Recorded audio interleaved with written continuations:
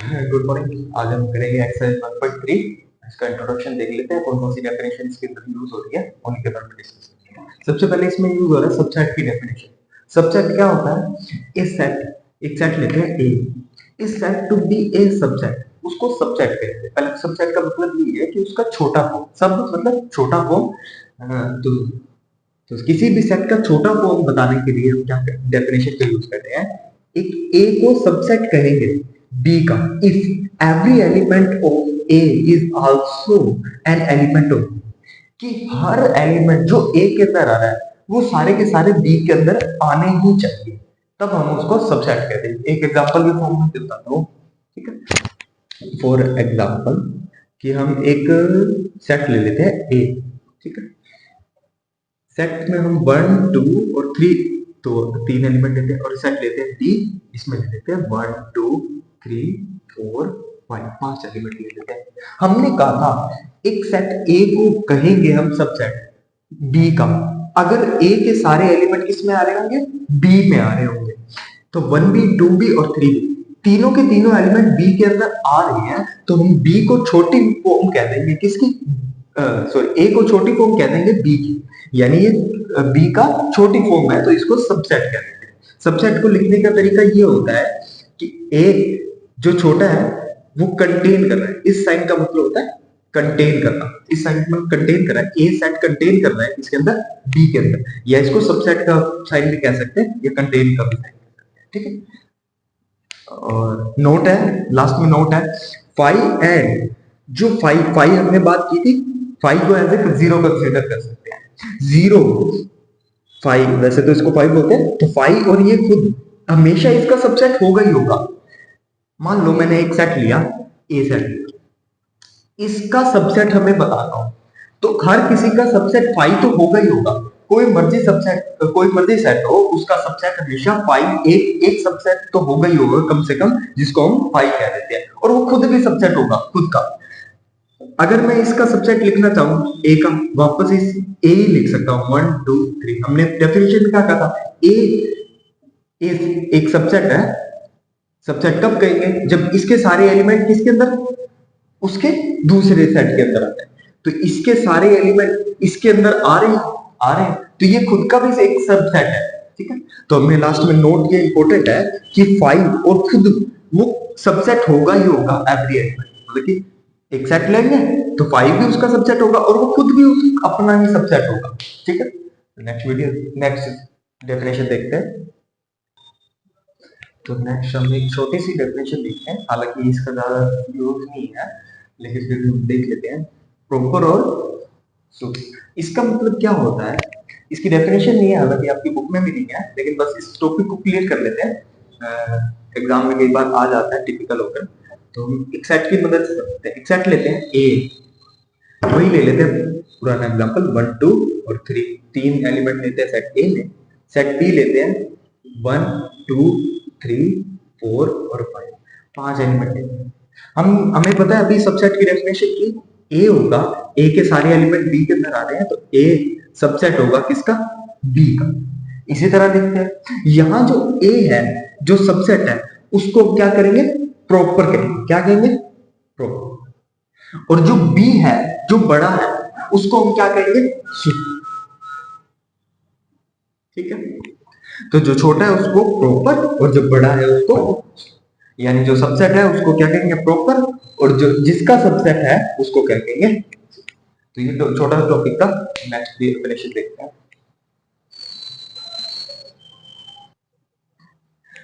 तो next definition है power set. Power set का मतलब है the collection of all subset of A set is called power set. यानी एक सेट के जितने भी सबसेट बन सकते हैं उन सभी का कलेक्शन कर ले तो हम उसको क्या कहते हैं? पावर सेट कहते हैं, ठीक है। एक एग्जांपल देखते हैं, सबसे छोटा एग्जांपल देखते हैं।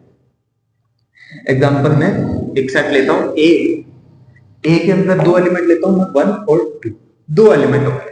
अब इसके वो कह रहे हैं सारे सबसेट का कलेक्शन कर लो, उसको हम क्या कहेंगे? पावर सेट कहेंगे। इसके सबसेट कौन कौन बन सकता है?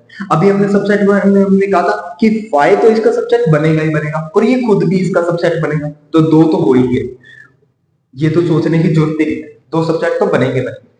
तीसरा सबसेट क्या बनेगा? अकेला 1 आ जाए, वन भी तो आ सकता है अकेला, ये इसका सबसेट है, यानी इसके ये एलिमेंट पूरा इसके अंदर जा रहा है तो ये इसका सबसेट है। एक है टू भी तो आ सकता है अकेला टू, ये भी अकेला इसके अंदर जा रहा है तो ये भी इसका सबसेट हो गया। तो चार ही तरह के सबसेट इसके इस सेट के पॉसिबल है, ठीक है। तो इन सभी का कलेक्शन को हम क्या कह देंगे, पावर सेट कह देंगे, ठीक है। अब हम डिसाइड कैसे करेंगे कि इसके कितने सबसेट बन सकते हैं, तो इसके लिए छोटा सा फॉर्मूला है, number of subset. Number of subset निकालने का एक फॉर्मूला है 2 की पावर n, और यहाँ क्या n is equal to n, यहाँ क्या है where n is equal to number of elements, यानी उस सेट के अंदर कितने एलिमेंट आ रहे हैं उस वो है। जैसे फॉर एग्जांपल अगर मैं इसका निकालना चाहूं कि इसके अंदर इसके कितने सबसेट बन सकते हैं, तो 2 की पावर क्या बनेगी, कितने एलिमेंट है इसमें, 2 एलिमेंट है, तो 2 की पावर पे n की जगह क्या लिखूंगा मैं, 2 लिखूंगा। 2 की पावर 2 हमें पता है 4, यानी इसके नंबर ऑफ सबसेट कितने बनेंगे, 4 बनने चाहिए थे, और यही हमारे 4 बने थे। तो ये हमारी पावर सेट की डेफिनेशन थी। नेक्स्ट देखते हैं। अब यूनिवर्सल सेट की डेफिनेशन देखते हैं। यूनिवर्सल सेट होता है, universal set is a set which has element of all the related set without any repetition of elements। यानी यूनिवर्सल सेट ऐसा सेट होगा जिसमें क्या होगा, एक एग्जांपल की मदद से समझाते हैं, ऐसे समझ में नहीं आएगा। एक सेट ए लेते हैं 1 2 3 बस 3 एलिमेंट लेते हैं। एक सेट बी लेते हैं 4 5 बस 2 एलिमेंट लेते हैं, और लेते हैं सी 5 6 7, 3 मैंने सेट लिए, ठीक है। ए में 1 2 3 4, बी में 4 5 और सी में 5 6 7। इन सभी का मिलाकर या इन सभी को मिलने के बाद जो सेट बनेगा, फॉर एग्जांपल मिलने एक्स्ट्रा भी आ सकते हैं यूनिवर्सल सेट में, एक सेट बनाते हैं 1 2 3 4 5 6 और 7। हालांकि इसमें एक्स्ट्रा एलिमेंट भी डाल सकते हैं। तो हमारी डेफिनेशन में यही था कि एक ऐसा सेट बनाएंगे जिसके अंदर सारे सेट्स का एलिमेंट आ रहा हो और बिना किसी रिपीटेशन के, रिपीट ना हो। जैसे इधर 5 दोनों सेट्स में आ रहा है तो हम 2 बार नहीं लिखेंगे। हमने सेट की डेफिनेशन में यही कहा था कि किसी भी सेट के अंदर एक एलिमेंट को 2 बार नहीं लिखेंगे, हम एक बार ही लिखेंगे। तो 5 को 1 टाइम लिखा। एक्स्ट्रा एलिमेंट भी आ सकता है, 8 किसी सेट में निकाला, लेकिन यूनिवर्सल सेट में एक्स्ट्रा एलिमेंट आ सकता है, लेकिन कम से कम वो तो आने चाहिए जो सारे सेट के अंदर एलिमेंट है। तो इसको यूनिवर्सल सेट कह देते हैं, जिसमें सारे एलिमेंट आ जाते हैं सभी सेट्स के, और एक्स्ट्रा आ गए तो कोई दिक्कत वाली बात नहीं है, और एलिमेंट रिपीट नहीं होंगे। तो ये हमारा यूनिवर्सल सेट हो गया। नेक्स्ट देखते हैं।